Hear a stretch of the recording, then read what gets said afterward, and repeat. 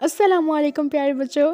तो बच्चों, आज मैं आप लोग को जो कहानी सुनाने जा रही हूँ वो है एक नई सिंड्रेला की। तो प्यारे बच्चों, ये है सिंड्रेला। सिंड्रेला अपनी सौतेली माँ के घर रहती है और इसकी 2 सौतेली बहनें हैं। सौतेली बहनें और सौतेली माँ सिंड्रेला पे बहुत जुल्म करती हैं। उसे घर का सारा काम करवाती हैं, सफाई करनी हो, खाना पकाना हो या कुछ भी, वो सारा काम सिंड्रेला ही करती है। सिंड्रेला बहुत तंग आ चुकी है। वो यहाँ पे नहीं रहना चाहती, पर उसके पास कोई और ठिकाना भी तो नहीं है कि वो रहे। सिंड्रेला की 2 सौतेली बहनें सितारा और सारा, वो तो बहुत ही बदतमीज थी। सिंड्रेला के साथ बिल्कुल भी अच्छा सलूक नहीं करती थी। हर वक्त खुद बैठ के हंसती रहती थी और दूसरों का मजाक उड़ाती रहती थी और हर वक्त शीशे के सामने खड़ी रहती थी। तो प्यारे बच्चों, एक दिन सितारा ने अपनी माँ को आके बताया कि उनके घर एक पार्टी का इनविटेशन आया है, तो वो लोग उसमें जाएंगे। और सितारा ने फिर सिंड्रेला से कहा कि हम तुम्हें बिल्कुल भी नहीं लेके जाएंगे, तुम घर में ही बैठ के सड़ना। बेचारी सिंड्रेला सितारा की बात सुन के बहुत उदास हो गई। आखिर वो दिन आ ही गया जिस दिन पार्टी थी और सिंड्रेला की सौतेली माँ और सौतेली बहनें पार्टी में जाने के लिए बिल्कुल तैयार थी और सिंड्रेला को ढेर सारे घर के काम सौंप के चली गई। सिंड्रेला ने घर के सारे काम कर लिए और वो अब एक कोने में बैठी हुई थी। ये सोच रही थी कि अगर वो उस पार्टी में चली जाती तो क्या पता उसकी ज़िंदगी बदल जाती, क्योंकि वो पार्टी एक बहुत अमीर और प्यारे लड़के ने रखी थी। वो अपने लिए एक प्यारी लड़की ढूंढ रहा था। सिंड्रेला को लगता था अगर वो चली जाती तो क्या पता वो लड़के को पसंद आ जाती और वो उस अमीर लड़के से शादी करके उसके घर चली जाती। इस तरह उसकी अपनी सौतेली माँ और बहनों से जान छूट जाती। पर बेचारी सिंड्रेला, वो करती भी क्या। दूसरी तरफ सिंड्रेला की सौतेली बहनें पार्टी को खूब एंजॉय कर रही थी। अब सिंड्रेला बैठे बैठे रोने लग गई थी। उसको रोते हुए कुछ वक्त गुजरा ही था कि उसको अपने पीछे एक आवाज़ आई, प्यारी लड़की तुम क्यों रो रही हो।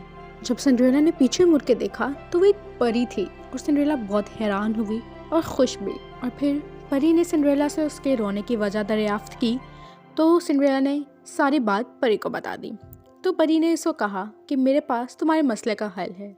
तो सिंड्रेला, तुम पार्टी में जाना चाहती हो, मेरे पास तुम्हारे मसले का हल है, परी ने सिंड्रेला से कहा।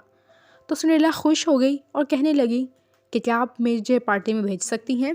हाँ सिंड्रेला, मैं तुम्हें पार्टी में भेज सकती हूँ, लेकिन मैं तुम्हें 2 ऑप्शंस दूंगी, उनमें से तुम एक ऑप्शन चूज करना, परी ने सिंड्रेला से कहा। सिंड्रेला ने कहा ठीक है।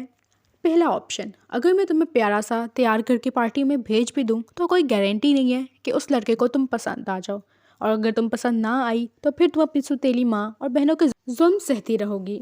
और दूसरा ऑप्शन तुम्हारे पास ये है कि मैं तुम्हें इतनी हिम्मत दूंगी कि तुम अपनी सौतेली माँ और बहनों के सामने आवाज़ उठा सकोगी, उनके सामने बोल सकोगी। तो तुम बता दो तुम्हें क्या चाहिए।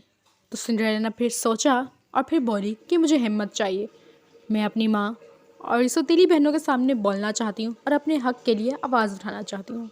और फिर परी ने सिंड्रेला पे जादू कर दिया और फ़ौरन गायब हो गई।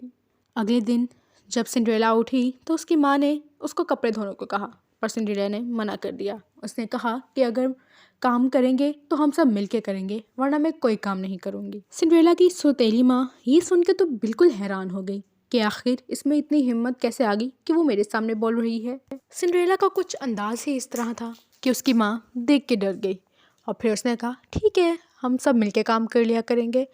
और फिर इसी तरह सिंड्रेला की बाकी बहनों ने भी काम करवाना शुरू कर दिया। अब सिंड्रेला अपनी माँ और सौतेली बहन के जुल्म बिल्कुल भी बर्दाश्त नहीं करती थी, आगे से अपने हक के लिए आवाज़ उठाती थी। और अब सिंड्रेला की सौतेली बहनें थोड़ी थोड़ी सिंड्रेला से डरने भी लग गई थी और सिंड्रेला ने अपनी पढ़ाई भी कंटिन्यू कर ली थी।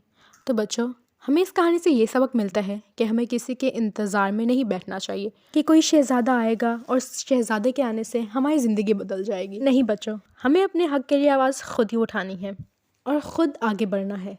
तो बच्चों, अगर आप लोगों को कहानी पसंद आए, लाइक, कमेंट एंड सब्सक्राइब करना मत भूलिएगा। अल्लाह हाफ़िज़।